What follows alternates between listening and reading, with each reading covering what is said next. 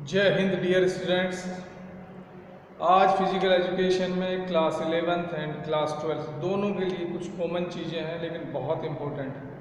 I think these things if are not clear then it's really difficult कि हम physical education subjects को पढ़ पाएँ ठीक से। ये टर्म्स बहुत बेसिक टर्म है और सबसे पहले हमें इसकी नॉलेज होनी चाहिए, उन्हीं की बात करते हैं। सो एनाटॉमिकल डायरेक्शनल टर्म्स, जो हमारा टॉपिक है उसका नाम है एनाटॉमिकल डायरेक्शनल टर्म्स। तो कौन कौन सी टर्म्स यूज होती है देखते हैं। सबसे पहला है एनाटॉमिकल पोजीशन। भाई कई बार आप फिजिकल एजुकेशन में वर्ड बार बार आता है एनाटॉमिकल पोजीशन, एनाटॉमिकल पोजीशन। तो एनाटॉमिकल पोजीशन होती क्या है?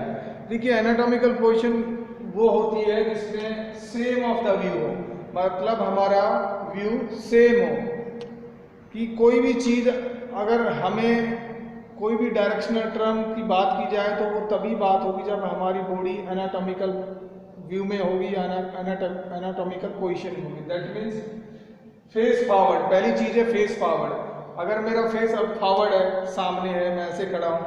दूसरी चीज़ है arms at the side, arm side में है। तीसरी चीज़ है पाम्स फेसिंग फ्रंट, मतलब साइड में है लेकिन साथ ही साथ शायद आपको दिख नहीं रहा होगा कि साइड में ऐसे हो, सीधा रहेगा और आर्म्स जो है सामने फेस करेगा।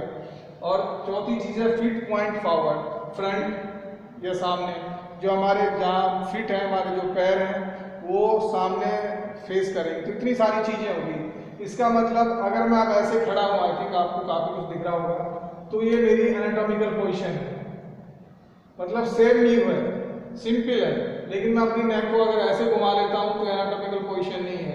या मेरे आर्म्स ऐसे, मैं एक आर्म्स रेंज कर लेता हूँ तो एनाटॉमिकल पोजीशन नहीं है। या मेरी पाम फेसिंग डाउन पीछे की तरफ है तो एनाटॉमिकल पोजीशन नहीं है।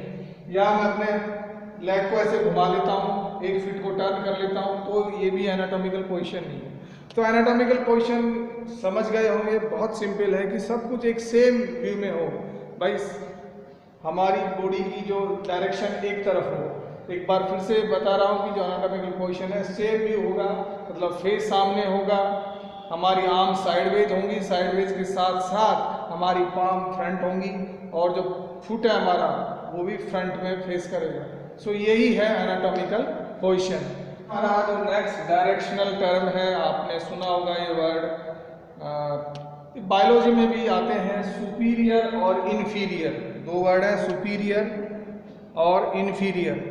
सो सुपीरियर का मतलब होता है टुवर्ड्स द हेड, हेड की तरफ, अबव और अपर साइड होगा सुपीरियर, मतलब इधर टुवर्ड्स द हेड। इन्फीरियर हो गया टुवर्ड्स द फीट, पैरों की तरफ, या हम कह सकते हैं कि भाई बिलो और लोअर, ये हो गया इन्फीरियर। ठीक है, समझ गए होंगे। सुपीरियर मीन्स ऊपर की तरफ। तो ये हमारा जो हिस्सा है, जैसे हेड, नेक, ये जैसे ऊपर की तरफ जो हिस्सा हो गया वो हमारा सुपीरियर हो गया, और इन्फीरियर हो गया जो बॉडी का नीचे वाला पार्ट है, इन्फीरियर हो गया। अब देखिए, अगर आपने बायोलॉजी के स्टूडेंट्स हैं, अगर आपने हार्ट के बारे में पढ़ा है तो हार्ट के बारे में जब हम ब्लड सर्कुलेशन को पढ़ते हैं तो जो एक बार हम पढ़ते हैं कि जो हार्ट, जो इम्प्योर ब्लड आता है तो उसमें दो तरीके से आता है। एक तो आता है जिसको हम बोलते हैं सुपीरियर वेना केवा,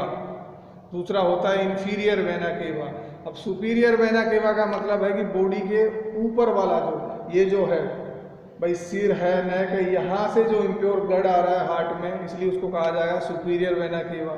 और इन्फीरियर वेना केवा का मतलब है कि जो बॉडी के निचले पार्ट से जो इम्प्योर ब्लड आ रहा है, डीऑक्सीजनेटेड ब्लड आ रहा है हार्ट में, वो इन्फीरियर वेना केवा हो गया। ये मैंने वहाँ का एग्जाम्पल ले लिया, और भी एग्जाम्पल ले सकते हैं। जैसे मैंने यहाँ पे लिखा है कि भाई the head is located superior to the small intestines.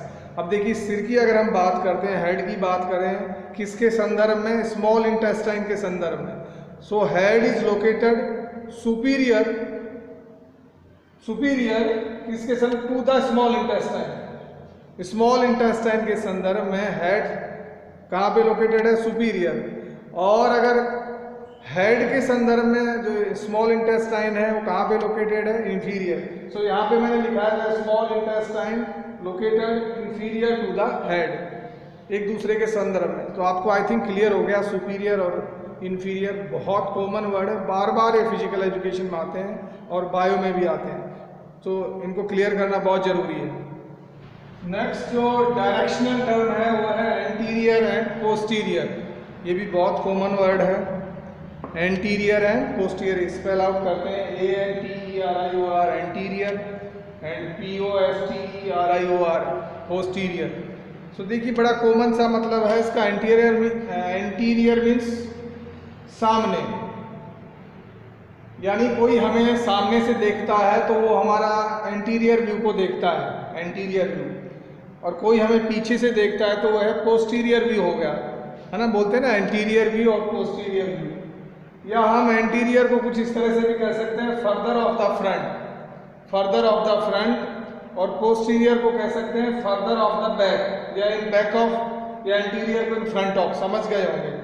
So anterior view means हमारा ये व्यू आ गया, और पोस्टीरियर जो व्यू है हमारा बैक हो गया।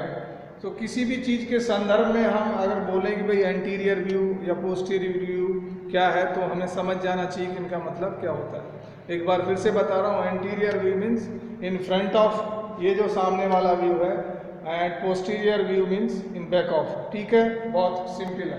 कई बार जो एंटीरियर व्यू है, एंटीरियर जो वर्ड है इसको वेंट्रल वर्ड भी यूज़ किया जाता है इसकी जगह, VENTRAL वेंट्रल वर्ड। और जो पोस्टीरियर इसकी जगह डोर्सल वर्ड भी यूज़ किया जाता है, DORSAL। सो इनको भी याद कर लेना। एंटीरियर मीन्स वेंट्रल वर्ड और पोस्टीरियर मीन्स डोर्सल। नेक्स्ट जो वर्ड है मीडियल एंड लेटरल, ये वर्ड भी बहुत बार आते हैं। देखिए एनाटॉमिकल डायरेक्शनल टर्म्स हैं, ये बार बार आते रहेंगे। अगर ये डायरेक्शनल टर्म्स क्लियर नहीं है तो हमें बहुत प्रॉब्लम होती है, फिर या तो हम रट्टा मारते हैं या अपने हिसाब से सीखते हैं। सो इनको आज क्लियर कर लें। Medial and lateral. मीडियल है towards the mid line of the body, मतलब हम इमेजिनरी रूप से हमारी बॉडी को जो मीडियल है ये 2 पार्ट्स में डिवाइड करता है, 2 हाफ्स में, लेफ्ट हाफ और राइट हाफ। मतलब ऐसे बीचों बीच एक इमेजिनरी लाइन है, उसको हम मीडियल कह सकते हैं, जो हमारी बॉडी को 2 पार्ट्स में ऊपर से नीचे तक डिवाइड करती है। मीन्स एक लंग्स इधर चला गया, एक इधर चला गया, एक आँख इधर चला गया, एक आँख राइट चला गया। ठीक है, ऐसे ही इसको बोलते हैं medial. It's divide the body into 2 half, that is left half and right half. So medial का मतलब होता है towards the mid line of the body. जो लेटरल है, लेटरल जो वर्ड है towards the side of the body, towards the side of the body. अगर हमें कोई बोले कि भाई लेटरल व्यू, तो मैं इस पोजीशन में खड़ा हूँ, अब मेरा जो लेटरल व्यू होगा ये होगा, ये जो साइड वाला है मेरा लेटरल व्यू होगा, ये मेरा लेटरल व्यू है। लेटरल मीन साइड, तो मेरा लेटरल व्यू हो गया, साइड से लेटरल व्यू होगा।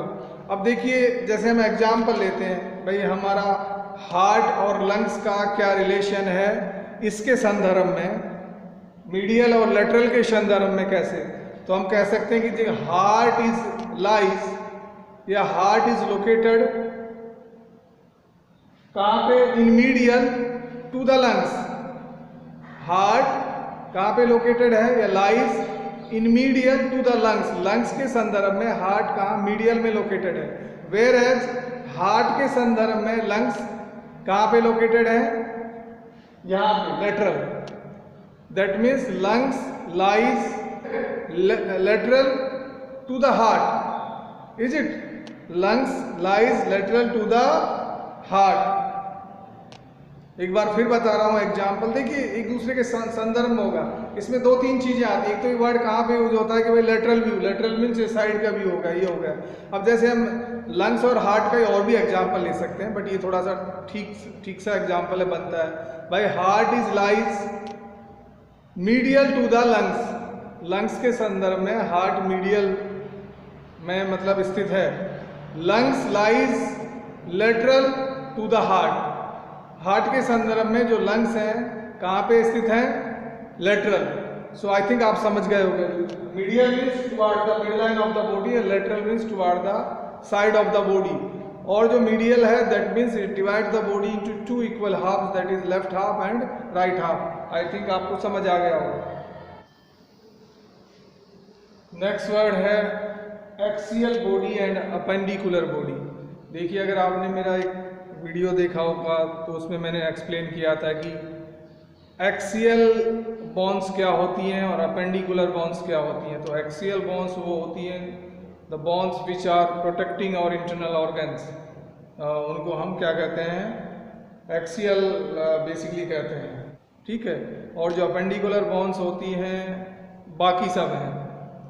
सो एक्सियल जो बॉडी में हमारा जो बॉडी पार्ट आता है वो हमारा हेड, फेस, ये चेस्ट और यहाँ तक वाला, मतलब अगर हमारे लिम्स को निकाल दें, हाथों को निकाल दें, लेग्स को निकाल दें, लेग्स, हाथ, हमारे जो अपर लिम्स और लोअर लिम्स, ये हो गए अपेंडिकुलर बॉडी। और एक्सियल बॉडी में हमारा ये जो हिस्सा है बॉडी का, यहाँ से लेके ये पूरा नेक और हेड, फेस, ये आ गया एक्सियल। सो यहाँ पे जो वर्ड आया है एक्सियल बॉडी और अपेंडिकुलर बॉडी, एक्सियल बॉडी से ही रिलेटेड एक वर्ड है प्रॉक्सिमल। सो प्रॉक्सिमल का मतलब होता है closer to the axial body. Closer मतलब एक्सियल बॉडी के नज़दीक अगर है कोई चीज़, किसी बात या किसी ऑर्गन्स की बात की जा रही है तो उसको हम प्रॉक्सिमल कहेंगे। और डिस्टल, DISTAL जो वर्ड है, further to the axial body, axial body से फर्दर उसको क्या कहेंगे हम, डिस्टल। एक बार फिर बता रहा हूँ, एक्सियल बॉडी का मतलब है कि वो हिस्सा, या अच्छे से जानने के लिए, आपको याद रखने के लिए आई थिंक ये बेस्ट है कि वो बोन्स जो हमारे इंटरनल ऑर्गन्स को प्रोटेक्ट करती हैं उनको हम एक्सियल बोन्स कहते हैं। तो एक्सियल बोन कहाँ पे होती है, यहाँ पे इस हिस्से में होती है, ये जो नेक, फेस और हेड है। बाकी जो हिस्सा है मीन्स अपर लिम्स, हाथ और पैर, लोअर लिम्स, ये हमारी अपेंडिकुलर बॉडी के पार्ट है। सो एक्सियल बॉडी से रिलेटेड है प्रॉक्सिमल वर्ड और अपेंडिकुलर बॉडी से रिलेटेड है डिस्टल वर्ड, ठीक है। ये आप समझ गए होंगे। फाइनली हम बात करेंगे सुपरफिशियल और डीप। ये भी कॉमन वर्ड है, ये भी आते हैं, बायो में भी आते हैं, जो इंजरीज वाले हमारे लेसन है उनमें भी आए हैं। तो सुपरफिशियल का मतलब होता है closer to the surface of the body. अपना बॉडी का ये सरफेस है जिसमें हमारी स्किन हम देख सकते हैं, तो अगर सरफेस के नज़दीक है तो हम उसको कहेंगे superficial, means closer to the surface of the body. जबकि अगर सरफेस से दूर है तो उसको हम कहेंगे डीप, गहरा। वैसे इसके वर्ड से मालूम चल रहा है, थोड़ा ईजी है, डीप मीन्स गहरा, तो that means away from the surface of the body. So these are some directional terms जिनके बारे में हमने बात की। I hope you understand. और अब आपको बाकी बायो पढ़ने में या फिजिकल एजुकेशन पढ़ने में यू विल फील रिलैक्स, आपको ईजी हो जाएगा फिजिकल एजुकेशन को स्पेशली पढ़ना। So that's all in this class. Please be safe at home and go through this video and please subscribe. अगर आपको कोई चीज़ अच्छी लगती है, हेल्पफुल है, तो definitely like and subscribe. See you in the next class. Have a great day.